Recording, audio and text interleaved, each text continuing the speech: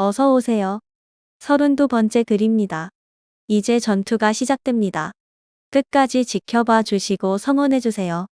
며칠 전 단과 아무리 자기 장군과 처음 대면한 후 봉선단을 떠났을 때이다. 문현안실은 제사장 앞으로 다가앉으며 말했다. 감사합니다. 제가 너무 어려운 부탁을 드렸었는데 아버님께서 그렇게까지 도와주실지는 몰랐습니다. 이 은혜를 어찌 갚아야 할지요. 그렇지 않다 난실아. 그 도령은 내가 일찍이 아는 사람이었다. 네? 아는 사람이라고요? 그렇다. 그 도령은 내가 예전에 욕심을 내던 사람이었다. 그 도령을 다시 보니 반갑기도 했지만 한편 놀라기도 했다. 그의 눈에서 대단한 연기가 돌았어. 나는 그 도령이 큰 인물이라는 것을 예감했다. 두고 보아라. 너의 부탁이 없었더라도 나는 그 도령을 도왔을 것이다. 감사합니다. 제사장님, 아버지라 부르라 하지 않았느냐. 예, 아버님. 그 후 난실은 단의 부탁을 받아 봉선단의 인력을 총동원하여 기다란 오색띠로 깃발을 50기나 준비했다. 그것은 봉선단 건물에 세워진 그 깃발과 똑같았다.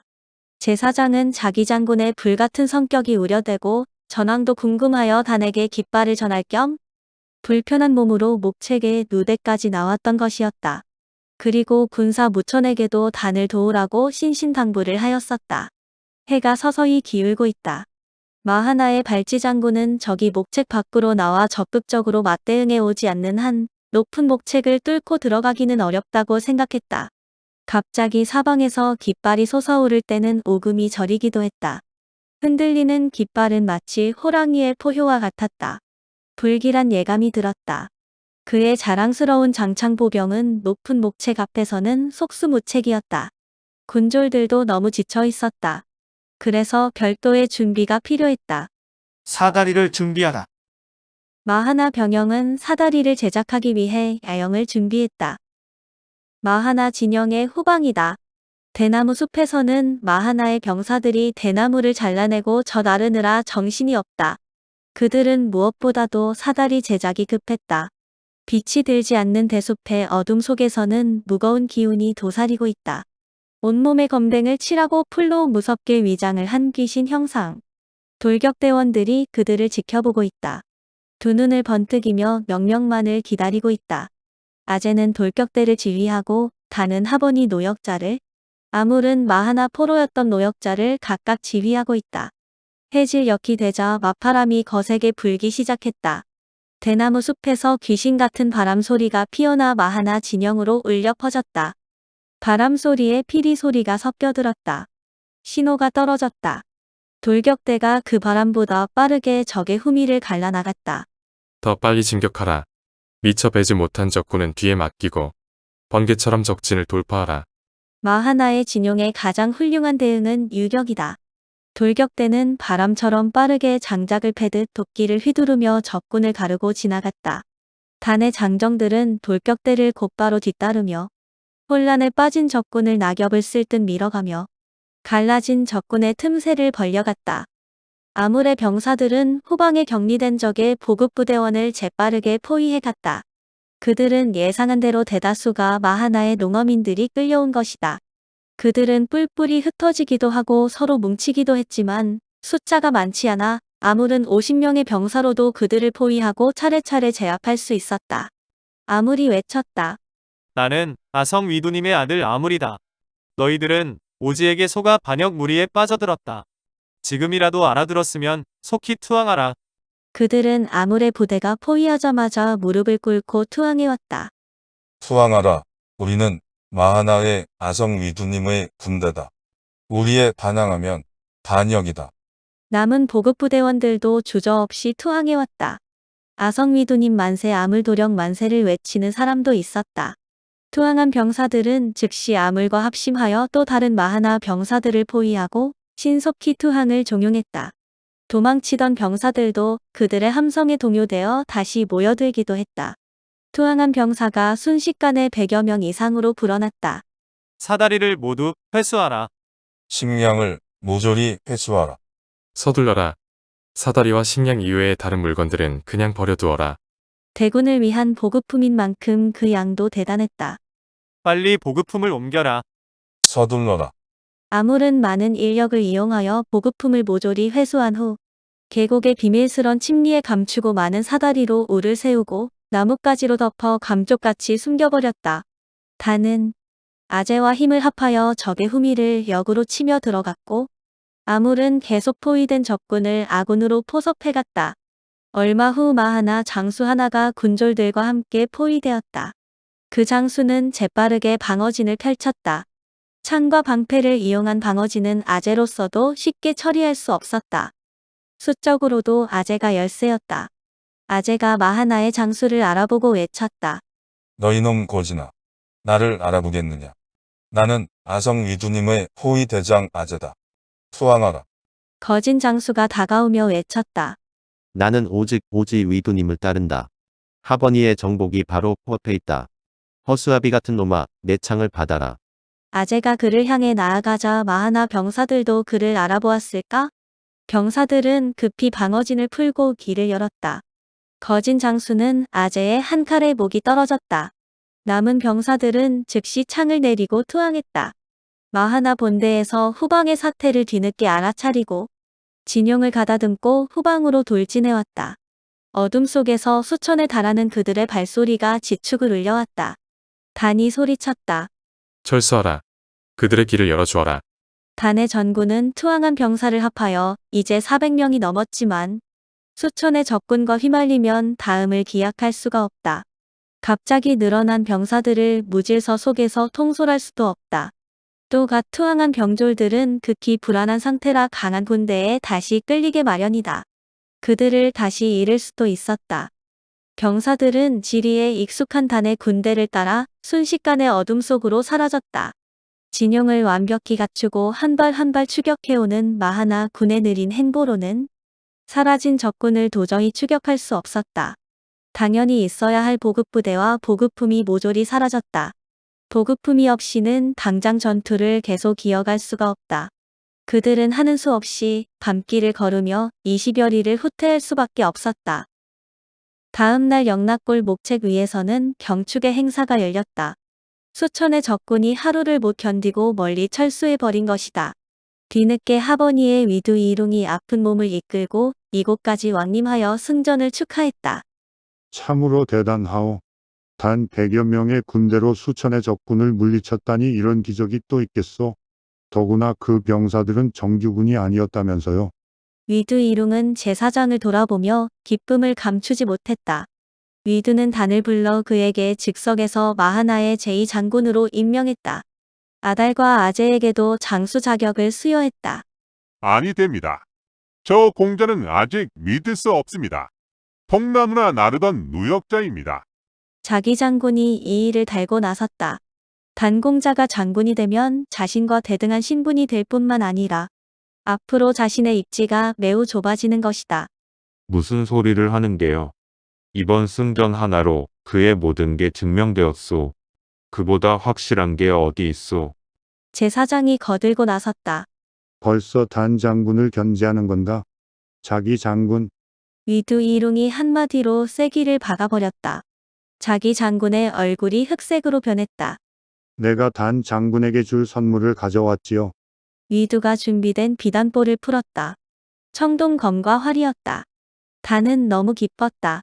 청동검도 갖고 싶었지만 활이라니 너무 반가운 선물이었다. 말로만 듣던 무속불로 만든 활이었다. 어렸을 때 아빠를 따라다니며 활쏘기를 배웠었다. 그때는 장난감 같은 활이었다. 이 활은 튼튼하고 중후해 보였다. 활대에서 윤기가 번쩍였다. 단이 유난히 활의 애착을 보이자 위두 이룽이 입을 열었다. 장군은 활을 잘 알아보는 것 같군. 어디 내 앞에서 솜씨를 보여줄 순 없겠소. 순간 자기 장군의 입가에 미소가 흘렀다. 저런 시골뜨기가 활을 구경이나 해봤을까? 자기 장군이 독촉했다. 단 장군, 위두님께서 청하지 않소?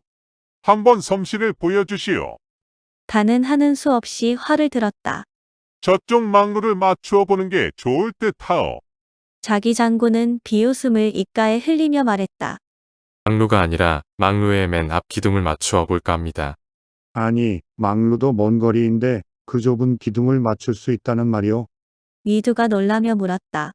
숲속을 헤집고 도망치는 사냥감을 쏘았었다. 움직이지 않는 관역은 장난감 활로도 가능했었다. 비록 이런 활은 처음 만져보지만 힘이 강하니 그만큼 정확도도 높을 것이다. 단은 조심스럽게 활 시위를 당겨보았다. 활은 부드러우면서도 강력한 힘을 요구했다. 화살을 걸었다. 활 시위를 힘껏 당겼다. 활은 아주 팽팽하게 단의 팔 힘을 축적하고 있었다. 핑! 화살은 거의 직선으로 날아가 보기 좋게 건너편 막루의 앞 기둥에 꽂혔다. 박수가 쏟아졌다. 박수 소리는 길게 이어지며 목책을 뒤흔들었다. 막루에 있던 사람뿐이 아니었다. 수백의 군사들이 함께 보고 박수와 함성을 지르고 있었다. 자기 장군의 얼굴이 다시 흑빛으로 변했다. 후퇴한 마하나 군대는 인근 마을들을 쑥대밭으로 만들었다. 여기까지 와서 퇴각할 수는 없었다. 그러나 식량은 사라졌고 보급은 기대할 수 없었다. 굶주린 군사들은 야수로 변해온 마을을 구석구석 휩쓸고 다녔다. 사람을 잡아먹는다는 소문도 돌았다. 위두 이룽은 이를 아주 심각하게 우려했다. 하루라도 빨리 그들을 하버니에서 몰아낼 대책을 마련하라 지시했다. 자기 장군은 단 장군에게 그들을 빨리 추격할 것을 명했다. 병사를 더 지원해 주시오. 단의 요구에 자기 장군은 겨우 병사 200명을 주었다. 그 인원으로 마하나의 대군을 맞대응했다가는 굶주린 늑대에게 좋은 먹잇감만 주는 것이나 다름이 없다. 자기 장군도 그것을 모를 리 없다. 그는 단을 곤경에 빠뜨리려는 의도가 있는 게 분명했다. 그러나 단은 실망하지 않았다. 처음 시작할 때보다 조건이 좋아졌다. 어차피 마하나의 대군에게 정면 승부는 할 수 없다. 유격전으로 대항하는 것이 옳다. 유격전에는 많은 인원이 불필요하다. 단의 군대는 이제 총 600명이다. 전번 전투에서 항복해온 군졸까지 합한 숫자다. 단은 아제에게 200의 병사를 할당했다. 아물에게는 새로 항복해온 병사 200을 할당했다. 단이 소리를 높여 명령했다. 아물 장수는 신속히 적의 후방으로 앞질러 가라. 그동안 적이 장악해온 마을들의 주둔 병들을 하나하나 포위하여 투항시키고 그들의 보급로와 연락망을 완전히 차단하라. 예, 지금 즉시 출발하겠습니다. 아물은 신이 났다. 아제 장수는 적의 좌측을 교란하라. 적의 병사가 마을을 습격하기 위해 본대를 이탈하면 즉시 유격전으로 적을 섬멸하라. 알겠습니다.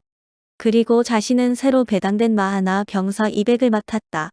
그 병력으로 우측을 교란할 계획이다.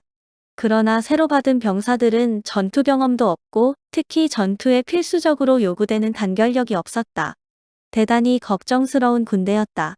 그들은 여러 부락에서 각기 5에서 6명 정도를 차출하였기에 항상 자기 부락 사람끼리 따로따로 뭉쳐 다녔다. 다른 지역 사람과는 어울리려 하지도 않았다. 그것은 전투의 치명적인 약점이다. 이들을 따로 교육할 시간도 없다. 단이 지혜를 짰다. 각각 마을별로 모이도록 하고 거기서 대표를 추천받아 오장으로 명했다. 오장은 자기 부락 사람들의 생명과 명예를 살려야 하는 엄명이 주어졌다.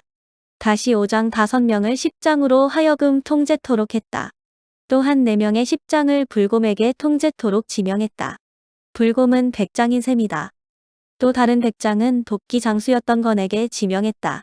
건은 나이도 많고 몸이 거대할 뿐 아니라 말에도 설득력이 있었다. 단은 이제 100장 2사람만 통제하면 되었다. 단 장군은 대원들을 모두 모아놓고 간단한 교육을 했다. 우리는 전투 경험이 없으니 개개인의 능력이 적보다 약하다는 것을 알라.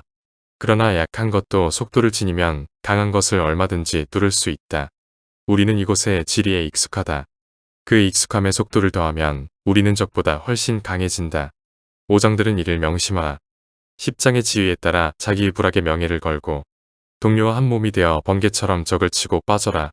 내 부락이 다른 부락보다 앞서느냐 뒤떨어지느냐는 오장의 힘에 달려있다. 우리의 힘은 오직 속전속결뿐이라는 것을 명심하라. 이것은 커다란 효과를 가져왔다. 유격전은 소수의 인원이 각자 고유의 임무를 별도로 수행해야 하는데 10장과 100장의 체계는 그런 작전에 아주 적절했다. 간단한 작전은 오장이 스스로 결행했고 만약 불가하면 10장에게 보고했고 10장도 어려우면 100장이 결행했다. 전투에도 고장 사람의 생명과 명예가 걸려 있으니 사력을 다하고 있었다. 유격전은 매일 대성공이었다. 적의 병사들이 마을을 약탈하기 위해 50명이나 100명 단위로 본대를 벗어나면 유격대원의 비호 같은 습격에 추풍낙엽처럼 쓰러졌다. 하버니의 마을엔 귀신들이 몰려다닌다. 마하나의 병사들 사이엔 그런 말들이 떠돌았다. 단장군은 아재에게도 5장, 10장, 100장 제도를 도입하도록 권고했다. 그 후로 마하나 병사가 주변 마을을 습격하는 일은 깨끗이 없어졌다. 이제 본진을 떠나 개별 행동을 한다는 것은 곧 유격대의 죽임을 당한다는 것을 알기 때문이다. 마하나 군대는 최대한 움츠러들었고 보급이 없으니 서서히 퇴각할 수밖에 없었다. 여기서 쉬어가렵니다. 다음 편을 준비하는 마음도 긴장이 됩니다. 33번째 글 기대해주세요.